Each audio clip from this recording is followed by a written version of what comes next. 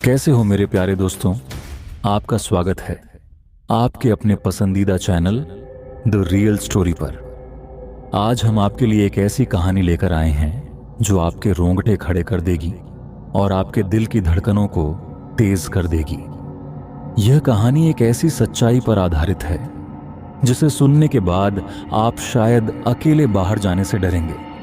अगर आप सस्पेंस और हॉरर का मजा लेना चाहते हैं तो इस कहानी को शुरू से लेकर अंत तक जरूर देखें। और हाँ, अगर यह कहानी आपको पसंद आए तो इसे लाइक, शेयर और सब्सक्राइब करना न भूलें, क्योंकि आपकी प्रेरणा हमें और भी रोमांचक कहानियां लाने के लिए प्रोत्साहित करती है। तो ज्यादा समय बर्बाद न करते हुए शुरू करते हैं आज की डरावनी और रहस्यमय कहानी। रात का समय था, घड़ी में करीब 2 बज रहे थे। चारों ओर सन्नाटा पसरा हुआ था और हवा भी मानो ठहर सी गई थी। यह घटना एक छोटे से गांव के पास की है, जहां एक सुनसान गली स्थित थी जिसे लोग श्रापित मानते थे। उस गली के बारे में कहा जाता था कि जो भी रात के समय वहां से गुजरा वह या तो कभी वापस नहीं आया या फिर उसकी जिंदगी में कभी चैन नहीं रहा। लेकिन शहर से आए राहुल को इन बातों पर बिल्कुल यकीन नहीं था। राहुल एक जिज्ञासु युवक था जिसे रहस्यों को सुलझाने का शौक था। वह अपने दोस्तों के साथ उस गांव में कुछ दिनों के लिए ठहरा हुआ था।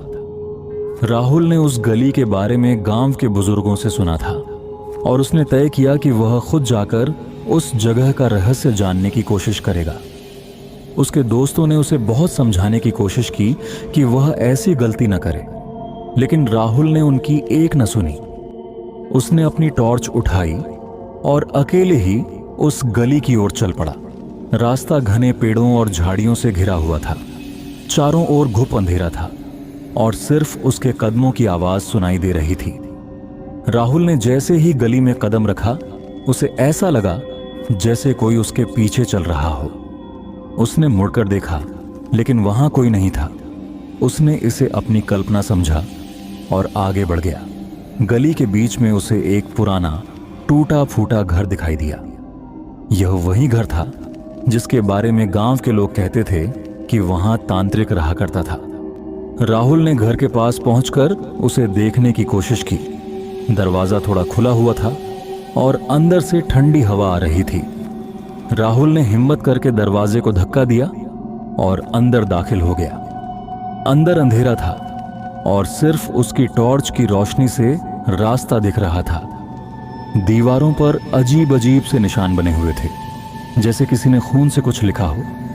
एक कोने में उसे एक पुरानी अलमारी दिखी।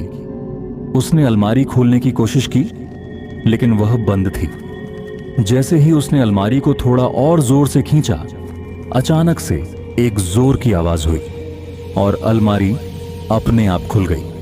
अंदर एक पुरानी डिब्बी रखी हुई थी जिस पर धूल जमी थी। राहुल ने उस डिब्बी को उठाया और उसे खोलने की कोशिश की। डिब्बी खोलते ही अंदर से एक पुरानी तस्वीर निकली। तस्वीर में एक औरत और एक बच्चा था और तस्वीर के पीछे खून से लिखा हुआ था, तुमने मुझे छेड़ा है, अब इसकी सजा मिलेगी। राहुल को उस वक्त थोड़ा डर लगा, लेकिन उसने इसे एक पुरानी चीज मानकर छोड़ दिया। वह तस्वीर को वापस रखने ही वाला था कि अचानक उसे पीछे से किसी के चलने की आवाज सुनाई दी। उसने मुड़कर देखा, लेकिन वहां कोई नहीं था। अचानक घर के एक कोने से एक सफेद साड़ी पहने हुए औरत दिखाई दी। उसके बाल बिखरे हुए थे और उसकी आंखें अजीब तरीके से लाल थीं। औरत ने राहुल की ओर इशारा करते हुए कहा, तुमने मेरी शांति भंग की है, अब तुम यहां से नहीं जा सकते। राहुल ने डर के मारे दरवाजे की ओर भागने की कोशिश की, लेकिन दरवाजा बंद हो चुका था। उसने खिड़की से बाहर निकलने की कोशिश की, लेकिन खिड़की भी जैसे जाम हो चुकी थी। औरत धीरे धीरे उसकी ओर बढ़ रही थी। राहुल ने अपने बैग से कैमरा निकाला और उसका वीडियो बनाने की कोशिश की, लेकिन कैमरा भी काम नहीं कर रहा था। औरत ने उसके पास आकर जोर से चीख मारी और राहुल बेहोश होकर जमीन पर गिर पड़ा। जब राहुल को होश आया तो वह खुद को उसी घर के बाहर पड़ा हुआ पाया। लेकिन घर का दरवाजा बंद था और अंदर से किसी के रोने की आवाजें आ रही थीं। राहुल डर और उलझन में गांव वापस आया और उसने अपने दोस्तों को सारी बात बताई। दोस्तों ने जब उसका वीडियो कैमरा देखा तो उसमें औरत की परछाई दिख रही थी जो कैमरे की ओर देखकर मुस्कुरा रही थी। राहुल के दोस्तों ने उसे समझाया कि अब उसे इस घटना के बारे में और गहराई में जाने की जरूरत नहीं है, लेकिन राहुल की जिज्ञासा बढ़ चुकी थी। उसने तय किया कि वह इस रहस्य को सुलझाकर ही दम लेगा। जैसे ही राहुल उस रात की डरावनी घटना के बाद अपने दोस्तों के पास वापस पहुंचा, उसकी हालत देखकर सभी घबरा गए। उसकी आंखों में डर साफ झलक रहा था और वह बार बार उस औरत की बातों को बड़बड़ा रहा था। उसके दोस्तों ने उसे शांत करने की कोशिश की, लेकिन राहुल की जिज्ञासा अब और बढ़ चुकी थी। उसने तय कर लिया था कि चाहे कुछ भी हो जाए, वह इस रहस्य का सच जरूर पता लगाएगा। दोस्तों ने उसे समझाने की बहुत कोशिश की, लेकिन राहुल ने किसी की नहीं सुनी। उसने अगले दिन उस गली में जाने का फिर से मन बना लिया। अगले दिन सुबह होते ही राहुल ने गांव के सबसे बुजुर्ग व्यक्ति रामलाल से मुलाकात की। रामलाल उस गली और उस पुराने घर के बारे में बहुत कुछ जानते थे। उन्होंने बताया कि वह गली और घर कभी बहुत खुशहाल हुआ करता था। उस घर में एक धनी परिवार रहता था जिनकी एकमात्र संतान एक छोटी बच्ची थी। लेकिन कहते हैं कि एक रात उस परिवार के साथ कुछ ऐसा हुआ जिसने सब कुछ बदल दिया। उस रात उस घर में भयंकर चीखें सुनी गईं और अगले दिन पूरे परिवार को मृत पाया गया। लोगों का कहना था कि उन पर किसी ने तंत्र मंत्र का प्रयोग किया था। रामलाल ने राहुल को चेतावनी दी कि वह उस गली और घर के पास दोबारा न जाए, लेकिन राहुल को उनकी बातों से और भी ज्यादा रोमांच महसूस हुआ। उसने रामलाल से पूछा कि क्या कभी किसी ने उस घर के रहस्य को सुलझाने की कोशिश की है। रामलाल ने एक ठंडी सांस भरते हुए कहा, जो भी गया वह या तो वापस नहीं आया या फिर उसकी जिंदगी तबाह हो गई। राहुल ने यह सब सुनने के बाद और भी ज्यादा दृढ़ निश्चय कर लिया कि वह इस कहानी का सच जानकर रहेगा। उस रात उसने फिर से अपनी टॉर्च, कैमरा और एक छोटी नोटबुक लेकर उस गली में जाने का फैसला किया। इस बार उसके दोस्त विनीत ने भी साथ जाने की हिम्मत जुटाई। दोनों ने तय किया कि वे इस बार पूरे सतर्क रहेंगे और जो भी घटना होगी उसे कैमरे में रिकॉर्ड करेंगे। जैसे ही वे गली के पास पहुंचे, उन्हें महसूस हुआ कि माहौल पहले से भी ज्यादा सर्द और डरावना हो चुका था। हवा में एक अजीब सी खामोशी थी और हर ओर सन्नाटा छाया हुआ था। गली में कदम रखते ही दोनों को ऐसा लगा जैसे कोई उनका पीछा कर रहा हो, लेकिन जब वे मुड़कर देखते तो पीछे कुछ नहीं होता। विनीत अब घबरा चुका था, लेकिन राहुल ने उसे शांत रहने के लिए कहा। घर के पास पहुंचते ही उन्होंने देखा कि घर का दरवाजा इस बार खुला हुआ था और अंदर से हल्की रोशनी आ रही थी। विनीत ने राहुल से कहा, क्या हमें सच में अंदर जाना चाहिए? यह जगह पहले से भी ज्यादा खतरनाक लग रही है। लेकिन राहुल ने उसे समझाया कि अगर वे अब पीछे हट गए तो सच्चाई कभी सामने नहीं आएगी। दोनों ने हिम्मत जुटाई और घर के अंदर कदम रखा। अंदर का नजारा पहले जैसा ही था, दीवारों पर वही खून के निशान और अजीब सी आकृतियां। लेकिन इस बार उन दोनों को एक अजीब सी गंध महसूस हो रही थी। गंध इतनी तेज थी कि विनीत को उल्टी होने लगी। तभी अचानक दरवाजा जोर से बंद हो गया और घर के अंदर अंधेरा छा गया। राहुल ने तुरंत अपनी टॉर्च जलाई, लेकिन उसकी बैटरी खत्म हो चुकी थी। विनीत की हालत खराब होती जा रही थी और राहुल को समझ नहीं आ रहा था कि वह क्या करे। तभी उन्होंने सुना कि घर के ऊपर की मंजिल से किसी के चलने की आवाज आ रही है। आवाज धीरे धीरे उनके पास आने लगी। दोनों ने अपनी जगह से हिलने की कोशिश की, लेकिन उनके पैर जैसे जमीन से चिपक गए थे। आवाज अब बिल्कुल पास आ चुकी थी। और तभी उन्हें एक साया सीढ़ियों से उतरते हुए दिखाई दिया। वह वही औरत थी जिसे राहुल ने पिछली बार देखा था, लेकिन इस बार उसकी आंखें और भी ज्यादा डरावनी थीं और उसके हाथ में एक पुरानी लाल किताब थी। औरत ने राहुल की ओर इशारा करते हुए कहा, तुमने मेरी शांति भंग की है, अब तुम्हें मेरी कहानी जाननी ही पड़ेगी। इसके बाद उसने किताब खोलकर कुछ पढ़ना शुरू किया और पूरे घर में अजीब सी ऊर्जा फैलने लगी। राहुल और विनीत ने महसूस किया कि घर की दीवारें हिलने लगी हैं और हवा में घुटन बढ़ती जा रही है। विनीत ने राहुल से चिल्लाकर कहा, हमें यहां से निकलना होगा, लेकिन दरवाजा अभी भी बंद था। औरत ने अचानक जोर से चीख मारी और राहुल ने देखा कि उसके आसपास की जगह धुंध में बदलने लगी। वह धुंध इतनी गहरी थी कि उन्हें कुछ भी दिखाई नहीं दे रहा था। तभी औरत की आवाज गूंजी, तुम यहां से तभी बाहर जा सकते हो जब तुम मेरे सवालों का जवाब दोगे। राहुल ने हिम्मत जुटाकर पूछा, तुम कौन हो और तुम्हें क्या चाहिए? औरत ने हंसते हुए कहा, मैं वही हूं जो इस घर की असली मालकिन थी, लेकिन एक रात मेरे अपनों ने ही मुझे धोखा दिया और मेरी हत्या कर दी। मैं आज भी उनकी सच्चाई को उजागर करने के लिए भटक रही हूं। अगर तुम मेरी मदद करोगे तो मैं तुम्हें जाने दूंगी। राहुल को समझ नहीं आ रहा था कि वह क्या करे। उसने विनीत से कहा, हमें उसकी कहानी सुननी होगी, शायद तभी हम यहां से बाहर निकल पाएं। दोनों ने औरत से कहा कि वे उसकी मदद करने के लिए तैयार हैं। इसके बाद औरत ने उन्हें एक ऐसी सच्चाई बताई जिसने उनके होश उड़ा दिए।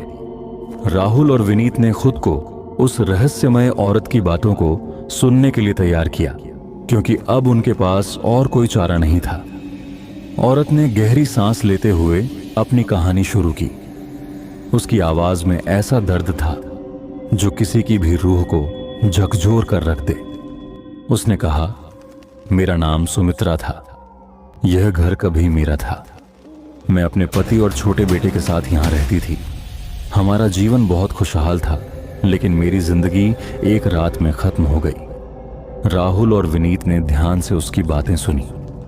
सुमित्रा ने बताया कि एक रात उसके पति ने लालच और धन के मोह में उसे धोखा दिया। वह एक तांत्रिक के पास गया जिसने उसे अमीर बनने के लिए बलि देने की सलाह दी। उस रात सुमित्रा को बेहोश करके उस तांत्रिक के हवाले कर दिया गया। जब उसने आंखें खोलीं तो उसने खुद को एक अंधेरे कमरे में पाया जहां चारों ओर अजीब प्रतीक बनाए गए थे। तांत्रिक ने उसकी बलि देने की तैयारी शुरू कर दी थी। सुमित्रा की चीखें घर की दीवारों में समा गईं और उसी रात उसकी मौत हो गई। सुमित्रा ने कहा, मुझे मरे हुए कई साल हो गए हैं, लेकिन मेरी आत्मा को शांति नहीं मिली। मेरा बेटा भी उस रात मारा गया और मेरे पति ने अपनी सारी संपत्ति खो दी। वह पागल होकर इसी घर में मर गया। आज भी उसकी आत्मा यहां भटकती है। जो कोई भी इस घर में आता है उसे मैं अपनी कहानी सुनाती हूं, ताकि कोई और इस लालच और धोखे का शिकार न बने। राहुल और विनीत उसकी बातों को सुनकर सन्न रह गए। उन्हें समझ नहीं आ रहा था कि वे उसकी मदद कैसे कर सकते हैं। राहुल ने साहस जुटाकर पूछा, हम तुम्हारी मदद कैसे कर सकते हैं? सुमित्रा ने जवाब दिया, तुम्हें उस तांत्रिक की आत्मा को खोजकर खत्म करना होगा, जो अब भी इस घर में कहीं छिपी हुई है। जब तक उसकी आत्मा को शांति नहीं मिलती, मैं भी मुक्त नहीं हो सकती। यह सुनते ही राहुल और विनीत के होश उड़ गए। वे डर और उलझन के बीच खड़े थे। विनीत ने डरते हुए कहा, हम यह कैसे करेंगे?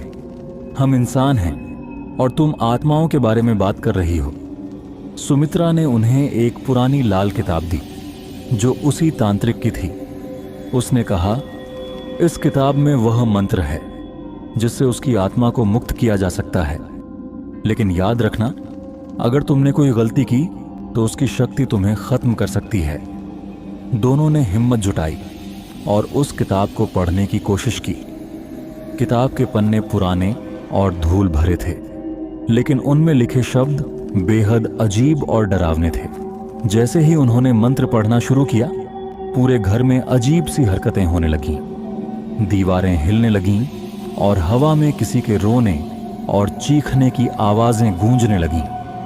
राहुल ने अपनी आवाज को स्थिर रखते हुए मंत्र पढ़ना जारी रखा।